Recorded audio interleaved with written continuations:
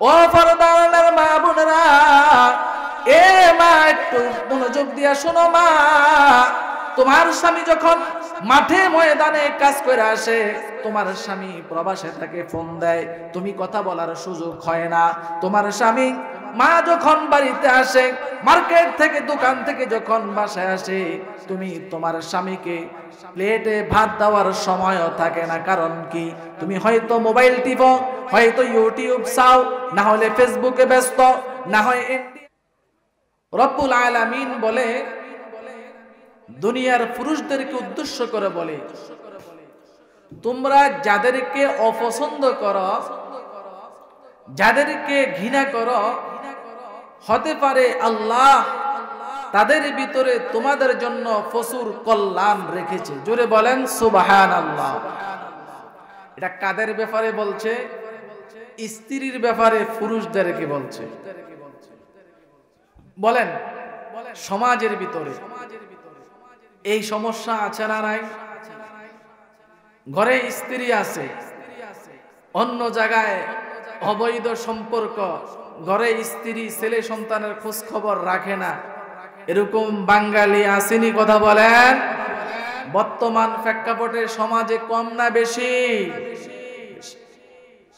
তাহলে আল্লাহ কি বললেন?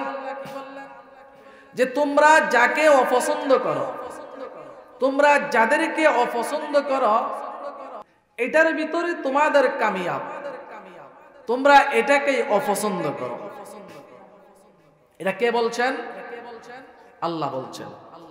এখন আপনাদের মনে মনে প্রশ্ন আসতে পারে, হুজুর তো স্ত্রী তো আমার কথা শুনে না। আমি যদি বলি পশ্চিম দিকে যাও, এটা পূব দিকে যায়। আমি যদি বলি তুমি দক্ষিণ দিকে যাও, এটা উত্তর দিকে যায়। আমার কথা শোনে না, কথায় কথা মুখে মুখে তর্ক করে, কথা একটা বললে পাঁচটা বলে। আছে না নাই? কথা বলেন। আরে স্ত্রীর এরকম করেনি? কথা বলেন। আপনি যদি বলেন একটা, আপনার বলবে তিনটা।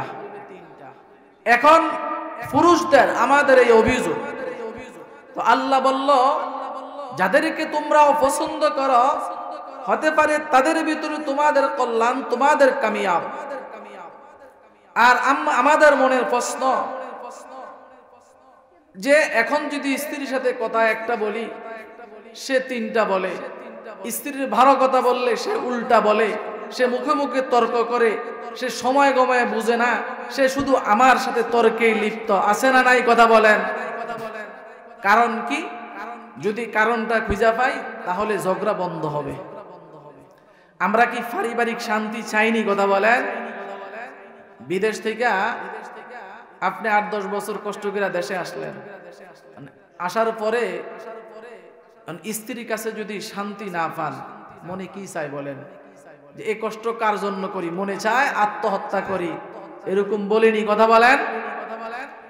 মাঠে কাজ করে বাসায় আসলেন, স্ত্রী দেখেন যে আপনার সাথে মুখ কালা করে বসে রয়েছে, তখন মাথা ঠান্ডা হয় না গরম হয়? আরে কথা বলেন না, মাথা ঠান্ডা থাকে না গরম? আরে গরম কম না বেশি? তো এবার শোনেন, বুখারী মুসলিম শরীফের হাদিস, নবীজি কি বলেন? হযরত আবু হুরায়রা রাদিয়াল্লাহু তাআলা বলেন, হযরত আবু হুরায়রা রাদিয়াল্লাহু তাআলা বলেন যে রাসূল আকরাম সাল্লাল্লাহু আলাইহি ওয়াসাল্লাম সাহাবায়ে কেরামদেরকে এবং উম্মতকে এই কথাটা শোনাইলেন, শোনো যে আল্লাহ বলছে তোমরা যাদেরকে অপছন্দ করো, তাদের ভিতরে তোমাদের কল্যাণ, তাদের ভিতরে তোমাদের কামিয়াব। এখন তোমরা বলো, স্ত্রী আমার কথার সাথে কথা বলে, আমার কথার সাথে তর্ক করে, একটা বললে সে পাঁচটা বলে। নবীজি বলে, শোনো আমার সাহাবারা, হে আমার উম্মতের দল, তোমরা ভালো করে শোনো, আল্লাহ রাব্বুল আলামিন নারীদেরকে যেখান থেকে বানিয়েছে, ওই হাতটা হলো বাঁকা।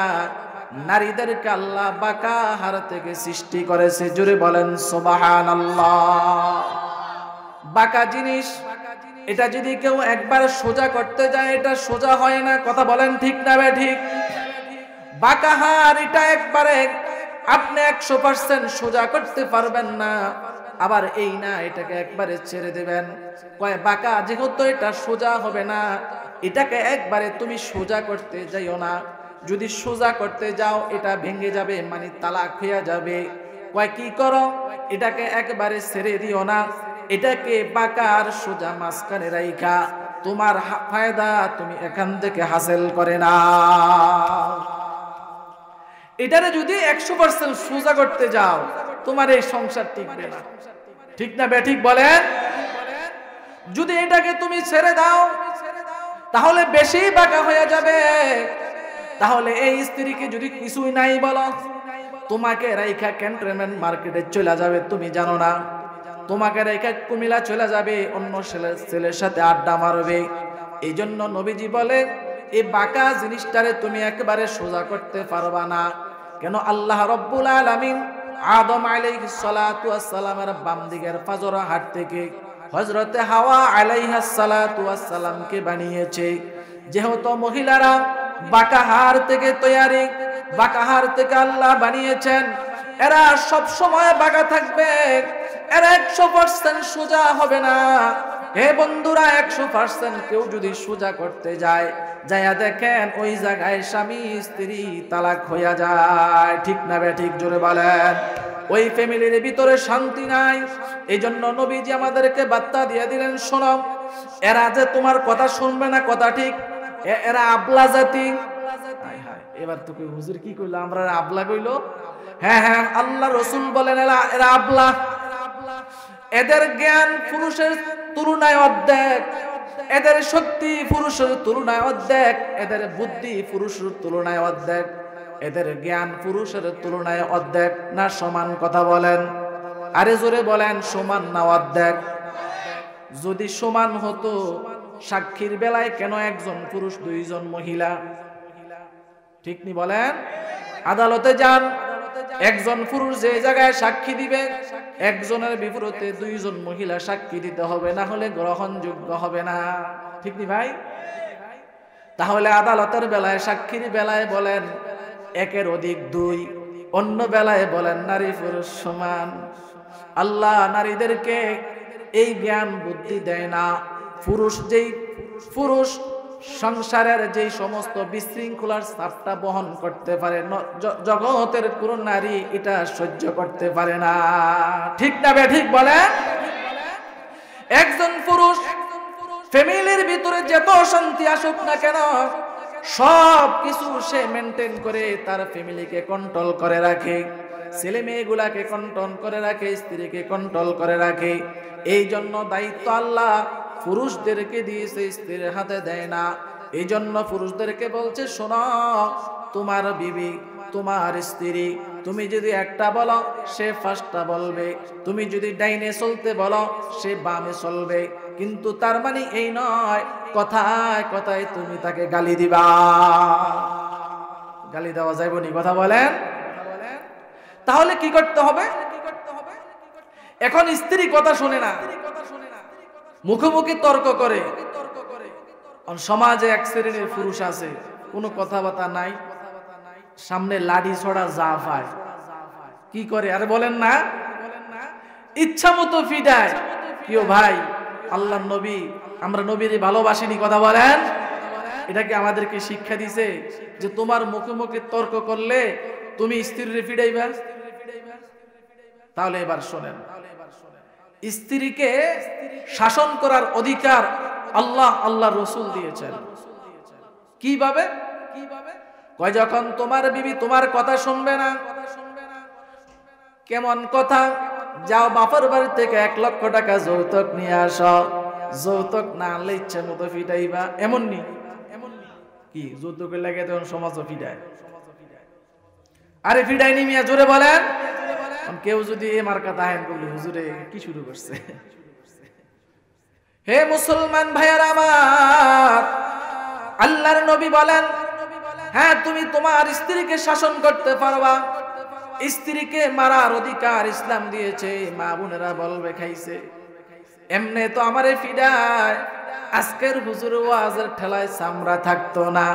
না না, বিষয়টা এরকম না। আল্লাহর নবী আমাদেরকে শিক্ষা দিলেন, ও দুনিয়ার পুরুষ জাতিরা, যে তোমার স্ত্রীকে শাসন করতে পারবা ওই সময় যখন সে তোমার কথা শুনবে না, মানে নামাজ পড়ে না। একবার বলছো, দুইবার বলছো নামাজ পড়ে না, নামাজের জন্য শাসন করবা। সে পরপুরুষের সাথে জিনায় লিপ্ত, ব্যভিচারে লিপ্ত, তুমি বারবার তাকে তুমি শাসন করতেছ।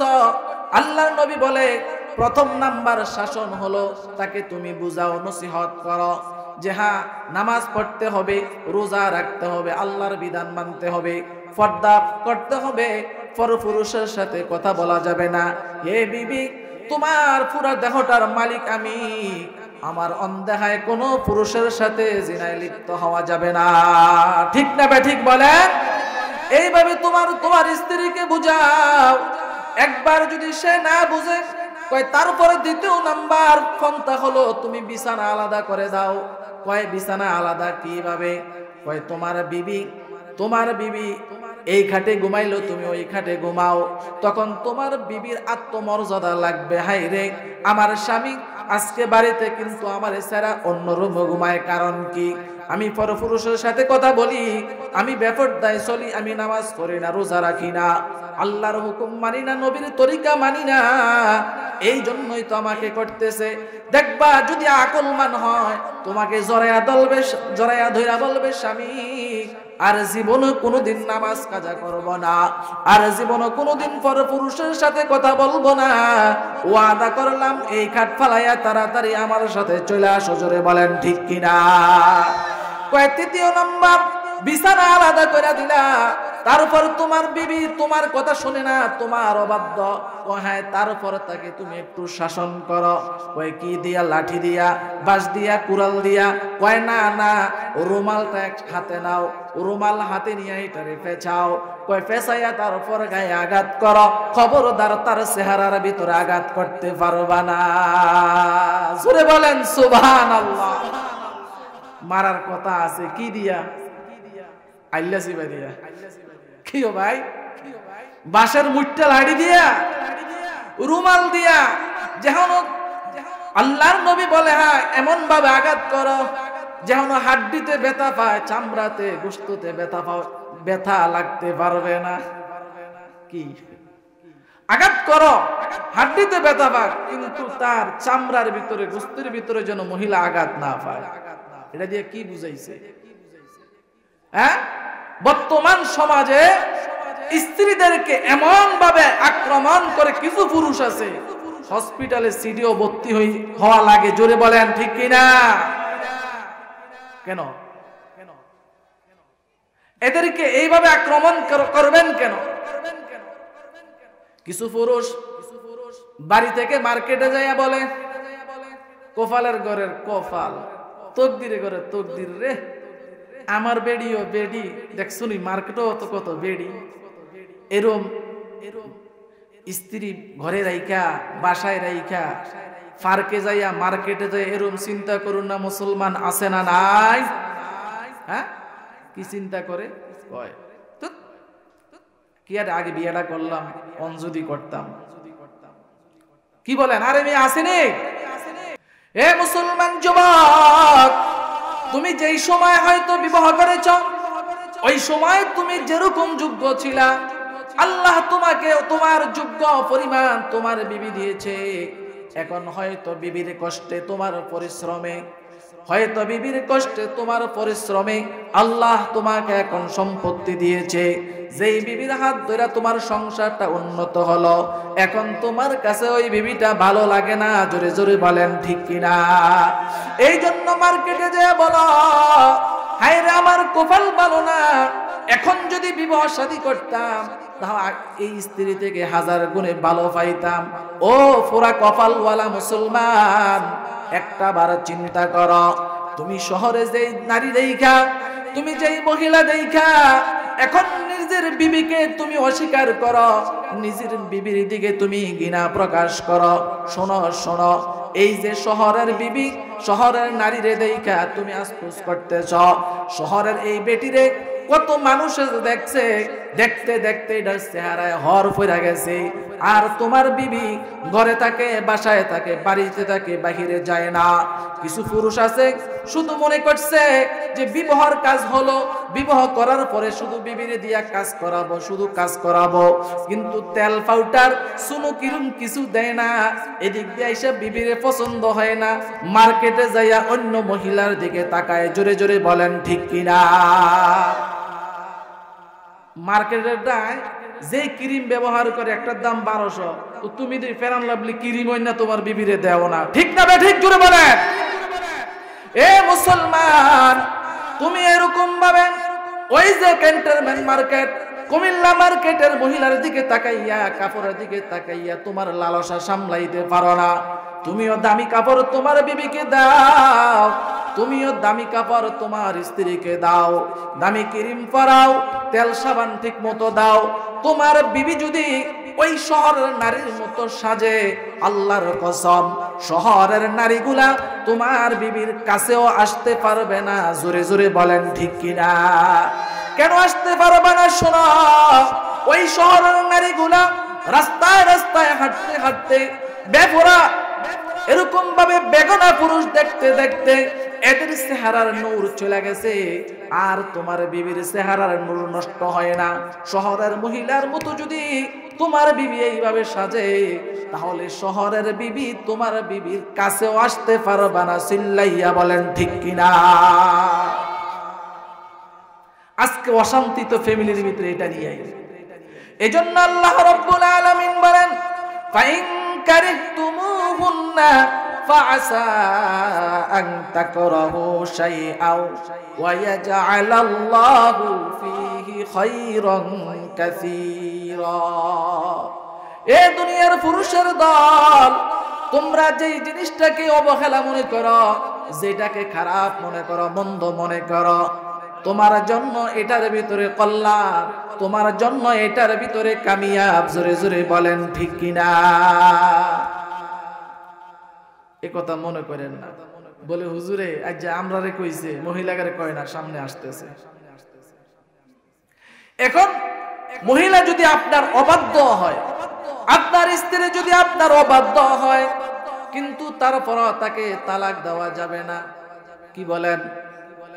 শরীয়তের কোন বিধিবিধান যদি না মানে তাকে শায়েস্তা করেন, কিন্তু শরীয়তের বিধিবিধান নিয়ে তো এখন তালাক হয় না। তালাক হওয়ার একটাই কারণ যে বিবি একদিকে সম্পর্ক করে, স্বামী অন্যদিকে করে। স্বামী যখন ঘরে আসে বিবির কাছে স্বামীরে ভালো লাগে না, আর স্বামী যখন অন্যদিকে ফিল্ডিং বাইরে আসছে, এখন বিবির চেহারা দেখলে তার কাছে মজা লাগে না। জোরে বলেন ঠিক কিনা? এই কারণে আজকে তালাক হয়। আরেকটা কারণ হলো যৌতুকের কারণে, আরেকটা কারণ হলো যৌতুকের কারণে যে বিবির উপর অত্যাচার বিচার চলে। যাও তুমি টাকা নিয়ে আসো, আমার এখন 20,000 টাকা দরকার, 50,000 টাকা দরকার। এই চিন্তা করে না বিবি কোথায় থেকে আনবে, কয় বাপের বাড়ি থেকে নিয়ে আসো। আরে বাবা দেবে কোথায়? বাবা তো ভ্যান গাড়ি চালায়, রিক্সাওয়ালা, বাবা তো কৃষি কাজ করে। কয় সুদে উঠাইয়া দিতে বলো। আরে সুদে যে উঠাইয়া দিবে, তুমি তো শ্বশুরকে জাহান্নামের ভিতরে ফালাইয়া দিলা, তুমি নিজেও জাহান্নামী হইয়া গেলা। জোরে জোরে বলেন ঠিক কিনা? বিবিও যদি তোমার অবাধ্য হয়, আল্লাহ রাব্বুল আলামিন বলেন এটার ভিতরে তোমার কল্যাণ, এটার ভিতরে তোমার কামিয়াব। বলে হুজুর কিভাবে কল্যাণ, কিভাবে কামিয়াব? তাহলে শোনেন, প্রখ্যাত একজন আল্লাহর ওলি ছিল, একজন আল্লাহর ওলি ছিল, ওনার নাম হলো আবুল হাসান খারকানি রহমতুল্লাহ আলাইহি। খুব বড় মাপের একজন আল্লাহওয়ালা। তো আবুল হাসান খারকানি রহমতুল্লাহ আলাইহির কাছে জবানার বড় একজন ইমাম হযরত ইমাম রাজি রহমতুল্লাহ আলাইহি কোরআন হাদিসের কিছু মাসলা মাসাইল নিয়ে জিজ্ঞাসা করতে ওনার বাড়িতে গেলেন। যখন বাড়িতে গেলেন, যায়া তালাশ করলেন, একবার ডাক দিলেন, বাড়ি থেকে আওয়াজ আসে না, আবার ডাক দিলেন। এবার দ্বিতীয়বার ডাক দেওয়ার পর দেখে বাড়ি থেকে শুধু গালাগালির আওয়াজ আসে। কি আসে? আরে ভাই সবাই বলেন না কি আসে? বলতেছে আপনি কে আসছেন? অযথা খামাকা সময় নষ্ট করতে, যার কাছে আসছেন উনি তো একটা ভণ্ড, কিন্তু সারা দুনিয়ায় ওনারে চিনে উনি একজন কামেল ফির, উনি চলে যান।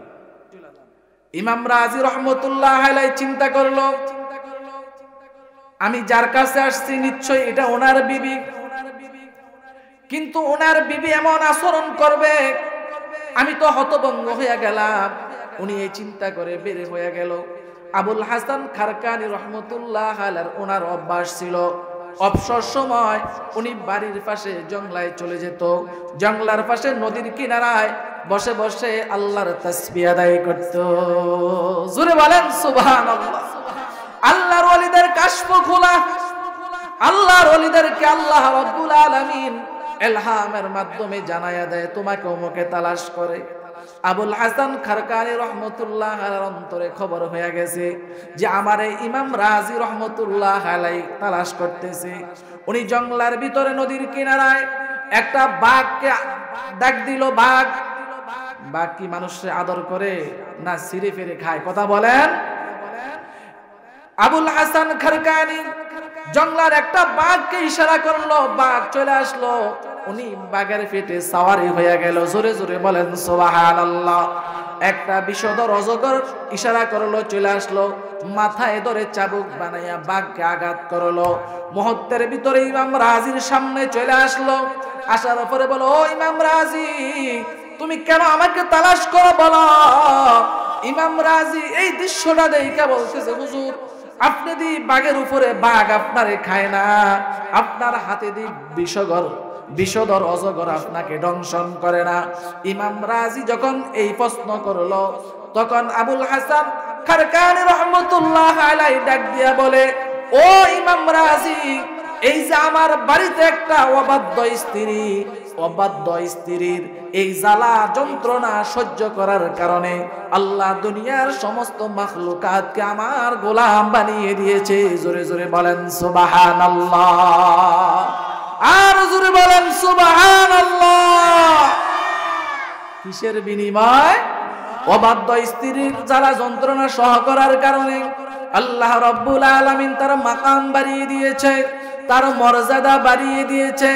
বলেন এখন স্ত্রীর গালাগালি, স্ত্রীর ফালাফালি, স্ত্রীর তর্কাতর্কি যদি আমরা সহ্য করতে পারি, তাহলে আল্লাহ আমাদেরকে নেয়ামত দিবে কিনা? কথা বলেন। আল্লাহর নবী বলেন, ও উম্মতের দল শোনো, কেউ যদি তার বিবির অত্যাচার বিচার যদি সহ্য করতে পারে, তো আল্লাহ রাব্বুল আলামিন হযরতে আইয়ুব আলাইহিস সালাতু ওয়াস সালামকে যেই মর্যাদা দিয়েছে, যেই পুরস্কার দিয়েছে, দুনিয়ার কোন আমার উম্মত যদি তার বিবির জ্বালা যন্ত্রণা সহ্য করে, বিবিকে টর্চারিং না করে, মারপিট না করে, তালাক না দেয়, না দিয়া তার বুকে আকলার আগে, আল্লাহর নবী বলেন আইয়ুবের মতো পুরস্কার আল্লাহর নবীর উম্মতকে আল্লাহ দান করবে। জোরে বলেন সুবহানাল্লাহ। আমরা কি আইয়ুব আলাইহিস সালামের মতো পুরস্কার পেতে চাই? আল্লাহর নবী বলেন, দুনিয়ার যেই সমস্ত স্ত্রীগুলা তার স্বামীর নির্যাতন, স্বামীর নিপীড়ন সহ্য করবে, কয় বিবি আসিয়াকে আল্লাহ যেই মর্যাদা দিয়েছে, জগতের নারীকেও আল্লাহ ওই মর্যাদা দান করবেন। জোরে বলেন সুবহানাল্লাহ। তাহলে বলেন, ঘরে যদি অবাধ্য স্ত্রী থাকে, আজকের পরে কি স্ত্রীর গালাগালি মারপিট চলবনি? আরে একটু বলেন না, চলবেনি না বন্ধ হবে? রাজি আছেন সবাই? হাত উঠে আল্লাহকে দেখাইয়া দেন নারায়ে তাকবীর। কিও সবাই উঠাইছেন না তো? যাদের নাই বিবি হবে না ভবিষ্যতে ইনশাআল্লাহ, একটু ওয়াদা করেন, হাত উঠান, সবাই হাত উঠান। আল্লাহ আজ থেকে আর বিবির সাথে অযথা ঝগড়া বিবাদ করব না। রাজি আছেন? আল্লাহ তুমি সকলকে কবুল করো, সকলে বলি আমিন। মা বোনের আজকে মনে মনে খুশি হইব যে মাশাআল্লাহ আজকে হুজুর ওয়াদা করে গেছে, তাহলে মাইক থেকে বাইসাম। এবার শোনেন মা, এবার আপনার উপরে আসতেছে, এবার আপনার ফালা। জগতের ভিতরে এমন কিছু নারী আছে, আল্লাহর নবী বলেন, যদি আল্লাহর পরে কাউকে সেজদা দেওয়ার অনুমতি থাকতো, তাহলে আমি নবী দুনিয়ার মহিলাদেরকে বলতাম তোমরা তোমার স্বামীকে সেজদা করো। ও আমার মা বোনেরা, স্বামীর মর্যাদা নবীজি কতটুকু দিছে কি একটু খেয়াল করছেন? এমন জাতের কিছু মহিলা আছে যেই মহিলারা স্বামী ঘরে প্রবেশ করতে দেরি হয়, গালাগালি করতে দেরি হয় না, স্বামী ঘরে যাইতে দেরি হয়, দুর্ব্যবহার করতে দেরি হয় না। স্বামী যদি বলে সাবান দাও, বলে আমি কি তোমার ঘরের চাকর নেই? এমন জাতের নারী সমাজে আছে না নাই? বিবি গামছাটা দাও, কয় আমি কি তোমার গোলাম নেই? আমার কি গোলাম বানাইয়া তুমি নিয়ে আসছো নি? বলেনি কথা বলেন? কাজ করে মাঠ থেকে আসছে, বাতরা একটু দাও না, নিজেরটা নিজে লইয়া খাও, আছে না নাই? কথা বলেন? আছে। এখন কি করা? ওই যে আল্লাহ সিবে দিয়ে ফিডে কি আরে এর লাগিয়া, ঠিক না? ঠিক জোরে বলেন। তো এখন শুনেন, এই যে বেশি কথা কয়, স্বামী যদি একটা কয় তো বিবি 10টা বলে, এরকম খাসালতের মহিলা আছে না নাই? পিসাবের কাছে গেছে, যে হুজুর আমার একটু পানি পরা দেন। এই কি পরা? কথা কন না কেন? পানি পরা আসেনি, যায়নি ফকির দরবেশের কাছে, স্বামী মারে, স্বামী কথা শুনে না, এই জন্য পানি পরার লেগে যায়নি? তো গেছে, যাই কয় আমার কথা শুনে না, এই না সেই না, গোলামের মতো মুরুখ। অর্থাৎ ফিসাবের সামনে স্বামীরে 14 গোষ্ঠী গাইলে দিছে।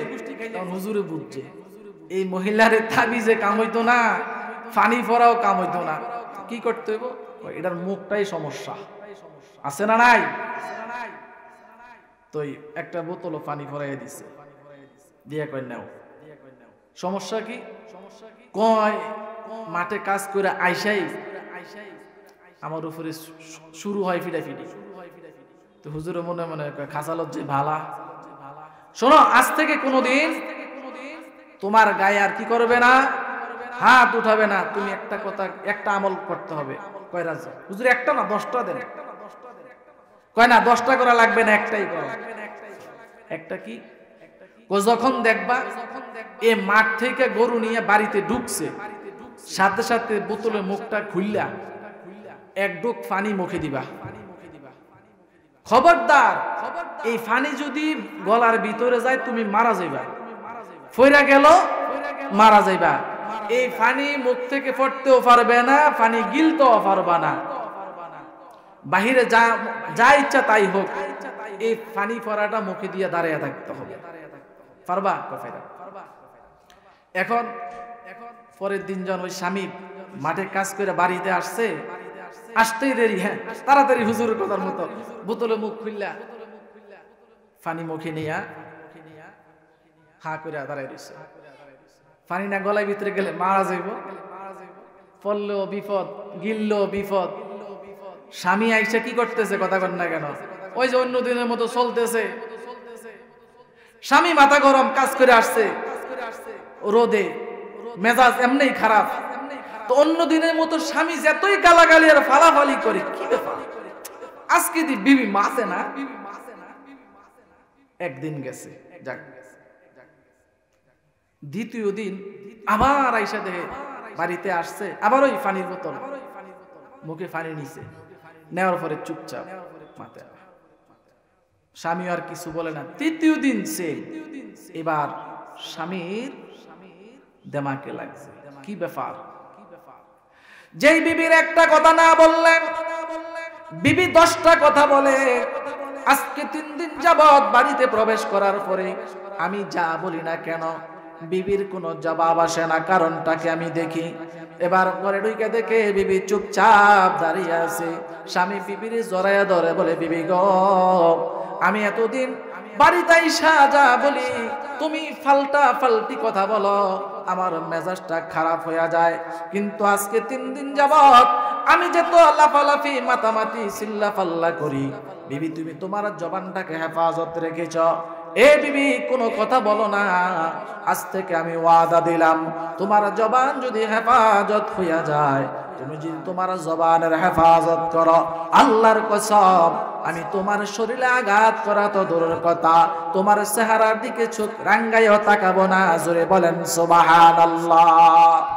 ও পর্দার মা বোনেরা, এ মা একটু মনোযোগ দিয়া শোনো মা, তোমার স্বামী যখন মাঠে ময়দানে কাজ করে আসে, তোমার স্বামী প্রবাসে থাকে, ফোন দেয়, তুমি কথা বলার সুযোগ হয় না।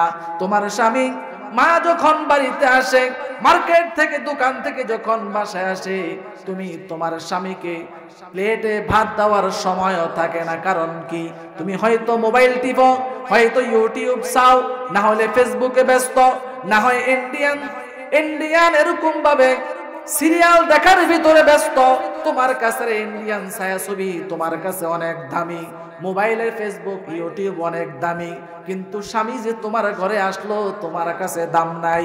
এই মা শোনো, তুমি যদি তোমার জবানকে হেফাজত করতে পারো, স্বামী যত কথা বলুক না কেন, তুমি যদি সবর করতে পারো, যেই স্বামী দৈনিক সকাল সন্ধ্যা তোমার গালাগালি করত, যেই স্বামী তোমার দৈনিক 3 বেলা মারিপিট করত, আল্লাহর কসম আমি বলে যাই, যদি তুমি তোমার জবানের হেফাজত করো, স্বামী তোমারে গালি দেওয়া দূরের কথা, স্বামী তোমার গায়ে আক্রমণ করা দূরের কথা, ওই স্বামী তোমার দিকে চোখ টেরাইও তাকাবে না। জোরে জোরে বলেন ঠিক কিনা? ও পর্দার মা বোনেরা, মা তোমার স্বামী যখন প্রবাসে থাকে আর তোমার কাছে তোমার স্বামীর জান মাল, স্বামীর সন্তান, স্বামীর আসবাবপত্র সব কিছু আমানত রেখে যায়, কিন্তু দেখা গেল ম্যাক্সিমাম মহিলারা স্বামীর এই রক্ষিত আমানত গুলাও হেফাজত করে না। জোরে বলেন ঠিক কিনা? কিয়ামতের ময়দানে জবাব দিতে হবে। নবীজি বলে, যার অধীনস্থ যে আছে সে জবাব দিতে হবে। তুমি তোমার অধীনস্থ, তোমার বিবি আছে, তোমার সন্তান আছে, কিভাবে পরিচালনা করছো, তুমি তার রক্ষক, আল্লাহর কাছে জবাব দিতে হবে। এমনি ভাবে একজন স্ত্রী তার স্বামীর ঘরের রক্ষিকা, কিভাবে তার স্বামীর সংসারটা পরিচালনা করছে। স্বামী টাকার সন্ধানে, রিজিকের সন্ধানে দেশ ত্যাগ করে বিদেশে চলে গেছে, এখন তোমার স্বামী বিদেশে আর তুমি দেশে পড়ে এইভাবে স্বামীর সংসার, স্বামীর টাকা নষ্ট করো, এগুলা আল্লাহ বরদাস্ত করবে না। জোরে জোরে বলেন ঠিক কিনা? মাহাশরে প্রত্যেকটা মহিলা আল্লাহর কাছে জবাব দিতে হবে যে কিভাবে সে তার স্বামীর সংসারটাকে পরিচালনা করছে। স্বামী যে তার আমানত, যৌবন তার কাছে আমানত রাইখা গেছে, সে আমানতের খেয়ানত করছে কিনা। বর্তমান আমানতের খেয়ানত করেনি, কথা বলেন। স্বামী প্রবাস থেকে টাকা পাঠায়, এই টাকা প্রেমিকরে দেয়, প্রেমিকারে দেয়, ঠিক নি ব্যাঠিক? জোরে বলেন। কারণটা কি? দিনদার, অন্তরে কি নাই? স্বামীর মোহাব্বত, ভালোবাসা নাই, আমার নবীজির ভালোবাসা নাই, নবীর আদর্শ তার জানা নাই। এই জন্য স্বামীকে বারবার ধোঁকা দিচ্ছে। স্বামী যখন প্রবাস থেকে দেশে আসে, আইসা যখন টাকার হিসাব চায়, হিসাব দিতে পারে না, হয়তো স্বামীকে ঘরে বসাইয়া তার পছন্দের লোকের সাথে চলে যায়, ঠিক না ব্যাঠিক? জুড়ে বলেন। এই জন্য সমাজের এই সমস্ত রূপগুলাকে সমাধান করতে হলে একটাই আমাদের ফয়সালা, আল্লাহর হুকুম, আমার রাসূলের তরিকা মতো চলতে হবে। আমরা সকলে রাজি আছি তো ইনশাআল্লাহ? আল্লাহ আমাদেরকে তৌফিক দান করেন, সকলে বলি আমিন। ওয়া আখিরু